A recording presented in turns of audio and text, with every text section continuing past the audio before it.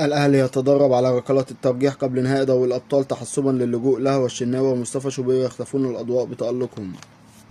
رامي ربيعة يقود حملة تحفيز لزملائه في الأهلي ويؤكد لهم: نحن أمام 90 دقيقة من الممكن أن تكون الأهم في مسيرة كل منهم، وأنه لا يجوز أن يخرج كأس البطولة من القاهرة وأن يعود أكثر من 70 ألف إلى منازلهم مكسورين الخاطر، وأنه لابد من العمل والقتال بروح عالية لحصد اللقب. الكاف يتراجع عن فكرة إقامة مراسم التتويج ببطولة دوري أبطال أفريقيا في المقصورة الرئيسية باستاد القاهرة لصعوبة الأمر، ويقرر إقامتها في أرض الملعب مثل المعتاد. قناة الكأس القطرية تؤكد على وجود اهتمام من أحد الأندية القطرية بالتعاقد مع عمرو السولية في الصيف المقبل.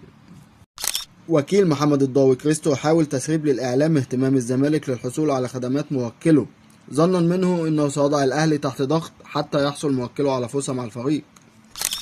المخرج البرتغالي خوان يفاجئ الجميع باختيار المخرج أسامة الهواري مخرج لقاء الزمالك